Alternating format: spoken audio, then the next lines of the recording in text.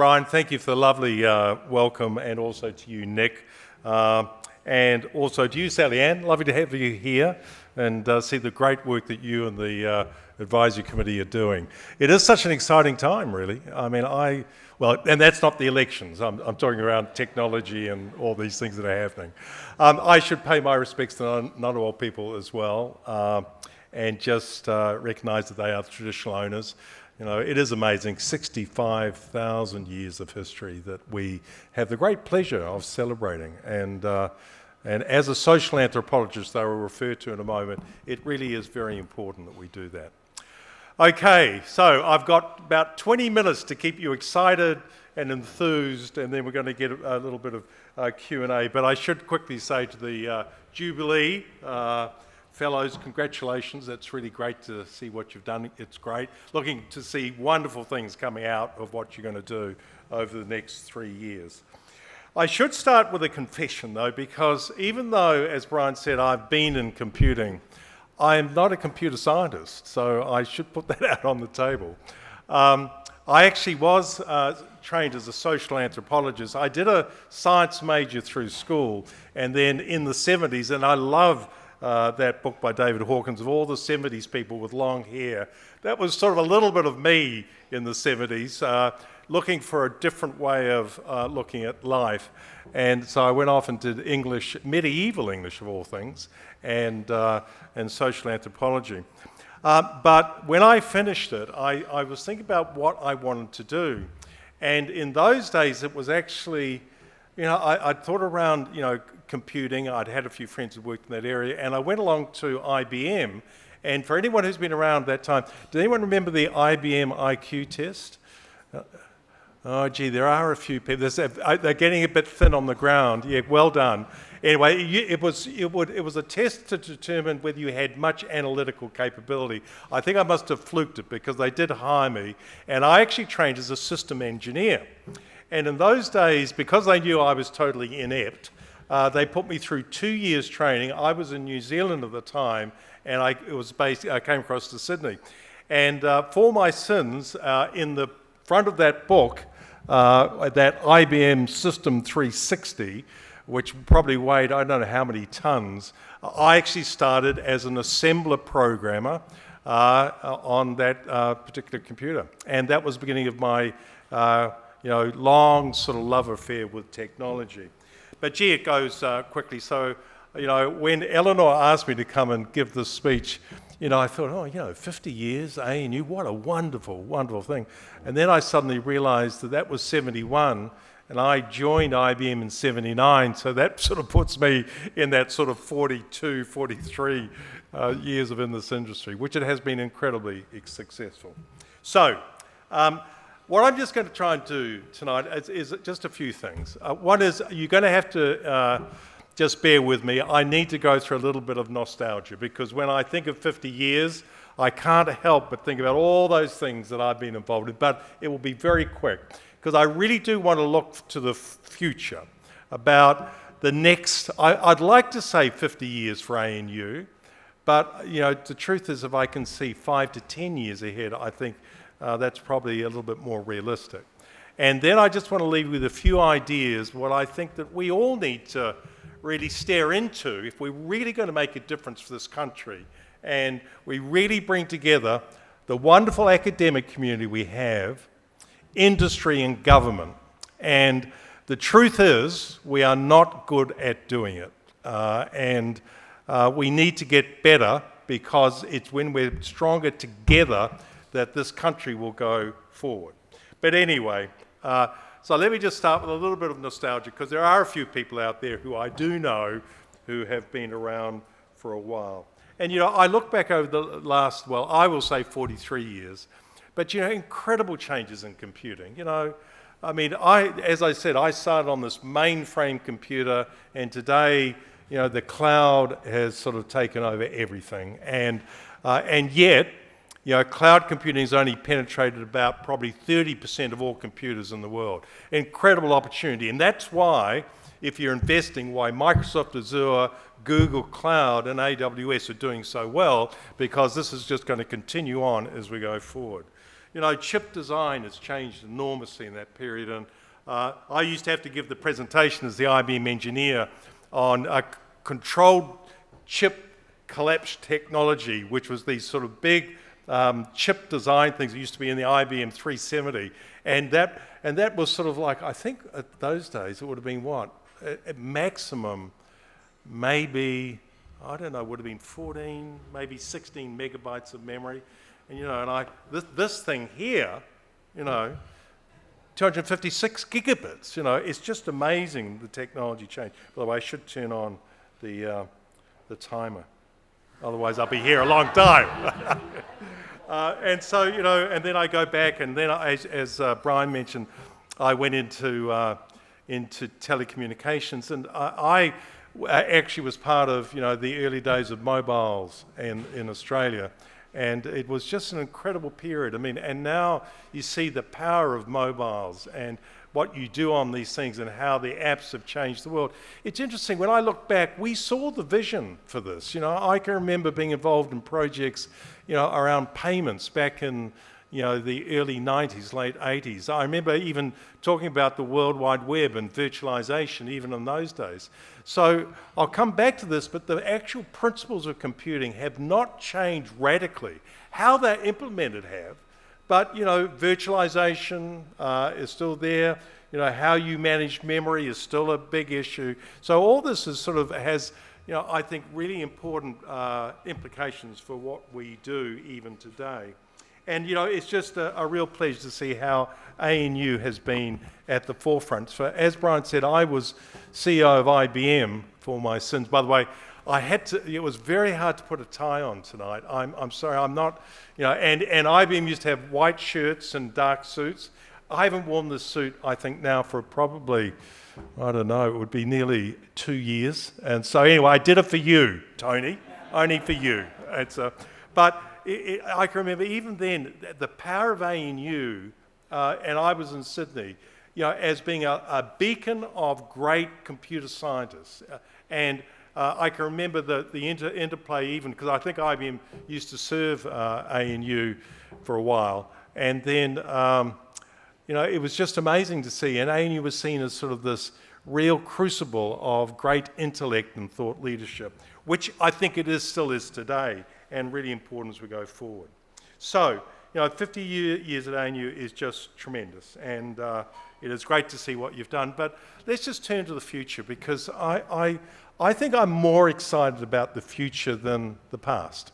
And I'm going to talk a little bit about technology, and I want to give you some examples, because I'm seeing this incredible opportunity for the power of digital technology, to really enable a better society, actually to do so much for our environment, and also to create a better economic future. And your computer architectures are changing. I'm delighted to see it. And Sally Ann mentioned the work that's been done in quantum, and then quantum brilliance here at ANU is just magnificent what you've done. And I really take my hat off to you. It's great to see Michelle Simmons, what she's doing up at New South Wales. And we've got Q Control. We've got the new quantum terminal at the Central Station. So if you're up in the Central Station with this whole sort of bringing together of quantum capability, I think it's very, very exciting. As I said, and Brian mentioned, the power of cloud computing is enormous. I mean, I don't know if you realise, but Xero, this little New Zealand company that put cloud, accounting. Does anyone like accounting? I don't like accounting. Well, I sort of do it. I do my tax and I think, but they took small businesses and enabled accounting in the cloud. And that is now a platform around the world, in the US, in the UK, going into Europe, in South Africa, and right throughout Asia. It is amazing. And that is the incredible power of the enabling of cloud computing, because you can suddenly become global. And that is enormously powerful for Australian businesses and Australian universities. I worry sometimes that we are too constrained in our vision about what we can do. Our markets are not in Australia. They've got to be at the global level. I see the power of, and the risks around intelligent infrastructure. As you've seen, everything is becoming intelligent. I was down in Wollongong hospital and are looking at the incredible capability in operating theatres now. I don't know if you've been in an operating, well actually, when you're in an operating theatre, usually you want to be knocked out and not look at anything, but besides that, but the power of the technology there with these big screens, I mean, it's more like a technology sort of control centre now, rather than, you know, the good old operating table and a few scalpels. You know, the power of technology sort of absolutely transforming so much as we go forward. And, you know, one of the things we saw at the board meeting, you know, because, you know, you all know, well, I'm sorry those who don't know, but, you know, Web 3.0, virtualization, you all know Facebook, metaverse, okay? So these sort of, you know, everything's virtual and digital twins. But we saw there a humanoid digital twin that allowed a surgeon to look at, you know, literally a twin of myself and all my, you know, failings and my body gets older, and that they could do what-if sort of operations on. And this is today. This is in Wollongong. It isn't far away.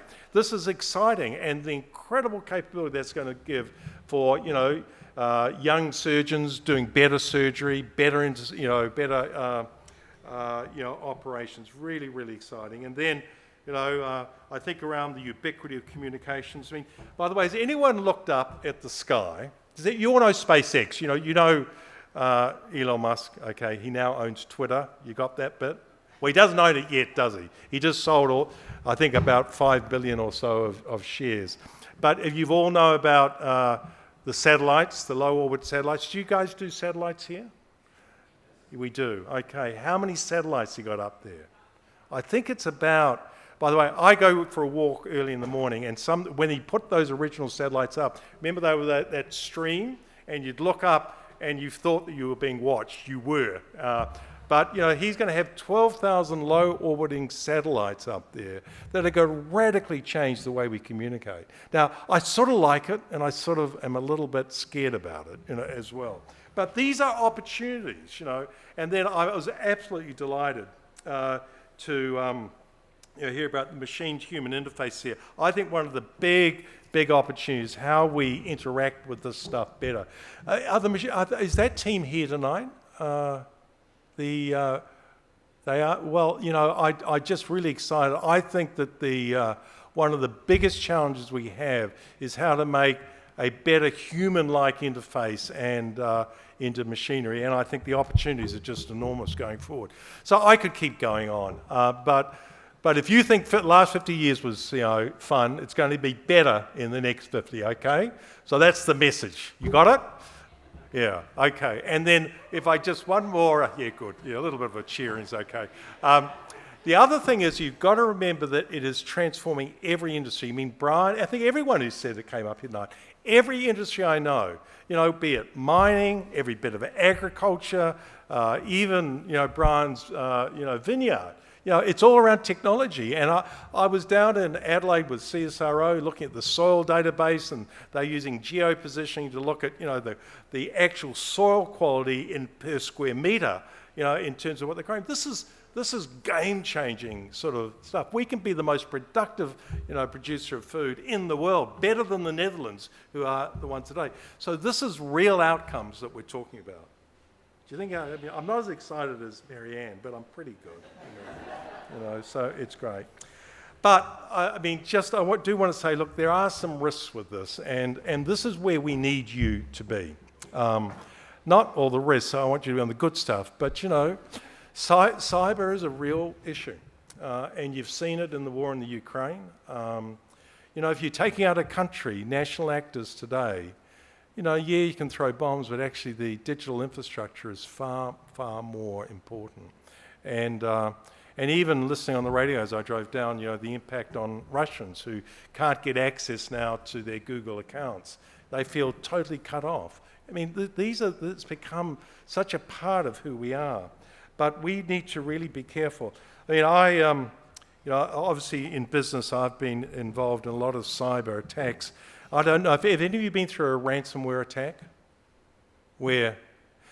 Well, you know, I tell you, it is a real trial. I mean, when someone, you know, from the dark web comes in and says, we want, you know, $2 billion of Bitcoin, otherwise we're going to take down your network, what do you do? I mean, my immediate ethical response is, over your dead body, I'm not going to be, stand, and be, basically held to ransom on this. And yet, when you're responsible to society or you're responsible to your customers, you start to think about this thing quite differently. And so to have a simplistic view that you would never let it happen is just not the way it goes, unfortunately. And I think it's very important that we as a community think through these issues because they are coming at you, and maybe you haven't had to face it, but it is very serious. What would happen if all our hospitals at Ramsay were taken down and we couldn't get access to patient records? I mean, that's really serious stuff. And then you've got, the impact of these big social tech platforms. I mean, what is truth? I mean, I look to scientists to know what facts there are, and today, with misinformation, the intentional misleading of people, I think we need to stand up and say, no, we are going to stand up and speak the truth into these situations. So things like fake news are real issues, and we are struggling to solve them in our current environment. I could go on, but it's these ethical issues. One of the things that Eleanor would know is that, with a lot of our science now, the ethical issues are right up front with AI and ML. And we need leaders, thought leaders like you, who stare into this and are part of it, because I'm not sure that it's always coming from, the places it should be coming from. So risk is really important. Okay, and then I've got 8 minutes to go. I'm going to share with you 5 things I reckon we should do, okay? And this is a little bit of university and industry together. Look, I do want to just reinforce what Tony said to me, and this is around computer science. We've got to keep teaching the fundamentals. Tony, I really agree with you. I want to tell you a story, a really bad story. Brian said, I'm involved in... does anyone carry cash anymore? No, okay. No, actually, no, there were a couple of people who carry cash. Anyway, most of us don't carry cash. And I have the great misfortune at times to be involved with CSIRO, which are all those terminals. Anyway, you may remember that on the 5th of January in 2021, I know, do you want to know the time? 10:05. Something like 40% of those terminals just died. They just died. And they were out for about 10 days, and it wasn't a very pleasant experience. Interestingly, what had happened, for anyone who knows these things, there's a digital certificate that authenticates that device, because that device needs to be authenticated to the network. And there was you have to put a date on the certificate about when it expires. And anyway, there was a bug in the microcode in the chip on the terminal. Now, how the hell would we know that? And we're sitting there with 40,000 customers not very happy about life because they're just coming out of COVID. Interesting, it was two computer scientists, I think one had been to ANU, one had been to New South Wales, who debugged that and actually told the manufacturer where the bugs were. Now, you could never have done that without actually knowing computer science incredibly well. So all the highfalutin stuff is nice, but if you don't know the principles, so you keep doing your fundamentals, Tony, I'm right with you. Secondly, you've got to keep pushing the boundaries. And I don't care what industry you're in, you've got to keep pushing and enabling yourself to be testing and trialing. We rely on ANU and universities like you to give us a view around which technologies are going to be really good. Because for too long, I think you need to be bolder. I think, actually, you said that, didn't you, Sally Ann? You need to speak out. You're too quiet. And I don't mean you need to be braggy. I don't mean you need to be arrogant. But you have knowledge that this society needs. So I think you need to do that. Brian said R&D. I know it's been a tough period. We must keep investing in R&D, both pure and applied. And I don't know how we're going to do it, and maybe industry can help. I mean, I know we've relied on governments to fund most of the R&D, but I think the world's changing. The US is very different, right, Brian? And I think we've got to get the philanthropic view of industry stepping in and individuals. But you've got to get out and talk to them. And we are, and it's not easy. Now, I do know that universities do a lot of that, but it's really important. So that's the third one. So that is, as you said, it's about a prosperous and just society, Brian. That's what it's about. And to do that, you've got to build stronger partnerships. So do you all know the triple helix model of innovation? You know that this is the whole concept of that in a truly innovative society, it's the intertwine of government, academia, and industry working together. I tell you, as I said earlier on, I mean, how many of you have got projects with industry today? No, don't put your hand up because I don't want. How many of you working with a government department because you have great insights to help them be more impactful in delivering great services to society? You do? Okay. I didn't hear particularly all that one. But all I'm saying is that we need to make that happen. By the way, I would say industry has been shocking. And even as the CEO of Telstra, we were, I think I could have done a lot more in terms of reaching out to the community. We had the R&D facility down in Clayton. We closed that, and then we were looking for partnerships. But I think that we've got to find a way to make this happen. And you know the scores. We score brilliantly on science in the world. We're in the top 10%. We're not bad on innovation, but in terms of collaboration, what are we, number 72 out of 90? Of OECD, number 72 out of 90 in terms of collaboration. So that's about us reaching out. It's about being inclusive, about making a difference. So that's the fourth one. And then the last one was what Sally Ann said, be bold. Go for it and find opportunity. Go out of your way to do it. Go out of your way to talk to people. It's you have such incredible talent. And I look around this room, we are blessed in this country. And you personally have got so much to offer. I mean, Brian, you talked about it. And ANU is one of the great universities in the world. And we need to use you, get you involved more in things, while you're still doing your PhDs and a bit of research as well. Are you feeling enthusiastic, or are you feeling like, who is this guy? Okay, well, look, my congratulations to you for the last 50 years. It's great. I really look forward to watching a lot of the next 50 years if I'm around, which would be great. And I just finished on the thing that I was really referring to, which is, at the end of the day, it's about people, and people are the things that really make a difference. Both intellect, but the way you stare into things, the way you turn up to work, the way you do things, the way you teach your classes, the way you do your study. And if we celebrate people and we truly give them every opportunity to succeed, we'll be unstoppable. So thank you, and I think we're going to take 2 questions if you're up for it, but you don't have to. But anyway, Nick, do you want to come up? Yeah, great. I'll just come in quickly, David, if you could join me in thanking David for that insight. Exceptional words of wisdom there, and you did it just fine. I thought you were just as excited as Sammy. Thank you. But we do have a little bit of time, and it's customary, I guess. It wouldn't be like a computer science seminar if we didn't allow a couple of questions.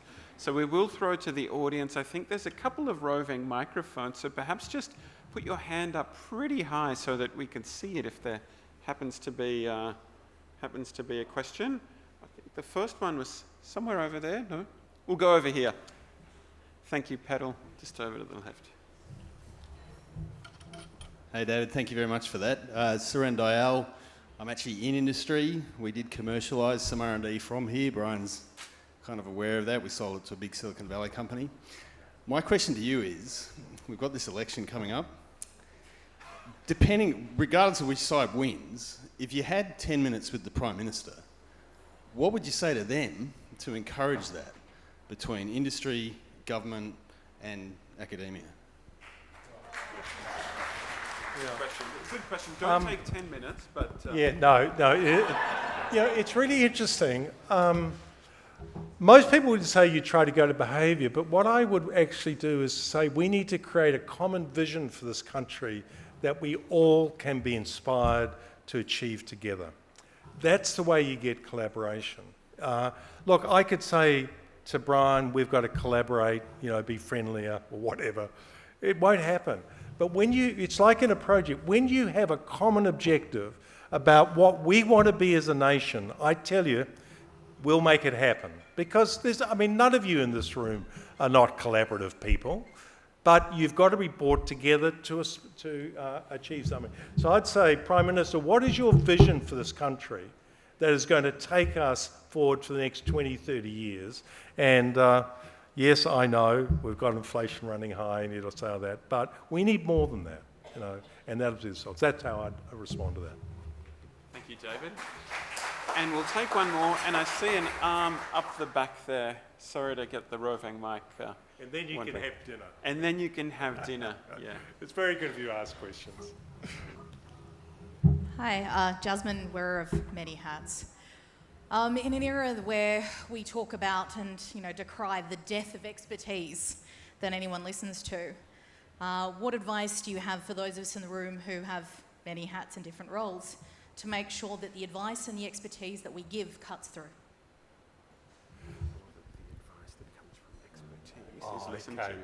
Okay, got it. Sorry, I'm really sorry. It is. Hard to hear.